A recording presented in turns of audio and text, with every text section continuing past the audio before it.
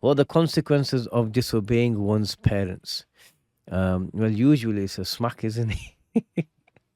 If you're young. No, I'm just joking. Smacking children isn't. It's not a solution. It's not a solution. It shouldn't be the go-to, right? So okay. So in Islam, so I'm talking to adults here.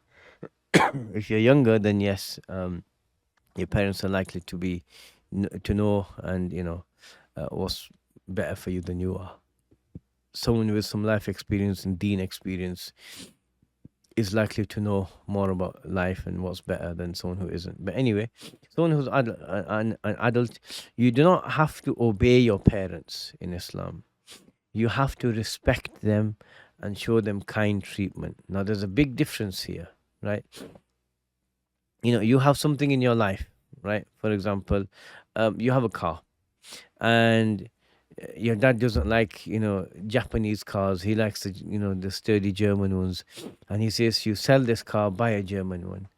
And doing so would put you into a difficult financial situation. It would cause, let's say, it would cause you other sorts of problems. Before you can sell it, you need to put money into it so you can fix it up or whatever. Do you have to obey him? No. But what you say, Dad, thank you for your input. I'm going to consider it, and do consider it, and and then just politely say no. So if they, and I get a range of questions, sometimes from the parents and sometimes from the children, and parents sometimes being overbearing and like not letting someone marry a particular person when there's no problem with the match, or just all sorts of other issues, right? And blaming the children for it's their own faults, right? Or just blaming one child and everyone else is blameless, these sorts of things. So it can get difficult, but what our deen teaches us is وَصَاحِبْهُمَا فِي الدُّنْيَا مَعْرُوفًا, and as long in this life, keep their company ma'rufan, in a way that everyone would is universally recognized as being good. So let me give you a rule of thumb. Someone whose parents have been very, very good to them, and done everything they can in raising this person, being kind, nice, and everything. Such a person needs to bend over backwards for his parents. This is the requital that his parents deserve, right? Their goodness deserves goodness. And then on the other end of the scale, where someone whose parents have just been nasty, horrible, violent, emotionally abusive, or all of these things, uh, putting up with that treatment is excellence, right? Kaful other, not lashing out, not swearing, not being violent, these sorts of things. That is a form of excellence. So the person would have to go run over, bend over backwards, do everything. Excellence there for him, because he doesn't have any harm to put up with. And so this person may not be able to do everything the first person does, but his or her just putting up with the abuse is a form of excellence.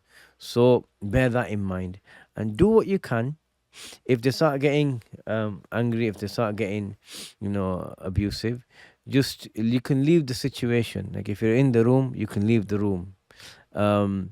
If sometimes it's a case of, it's unfortunate, especially with Indo-Pak South Asian communities, that where family units are great together when it works, but sometimes it doesn't work. And so especially like for young men, like someone who gets married, he doesn't have any authority under his father's roof. It's always the father or the mother calling the shots, and it's causing issues in his marriage. Someone like that should move out. Don't move half a country away, but move fairly close so you have your space and you can also still maintain that good link. And sometimes that's better for everyone.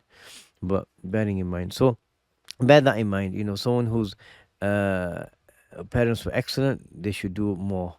And someone whose parents aren't role models, let's just say, then just not lashing out, not abusing them, and not swearing and yelling, and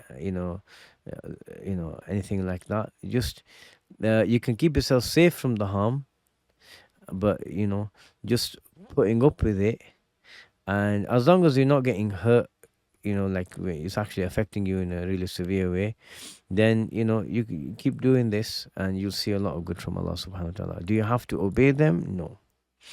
No, contrary to what a lot of people will say. The uququl walidain, what's in the hadith is, mistreatment. That's what it is. And Allah knows best. لا إله إلا الله محمد رسول الله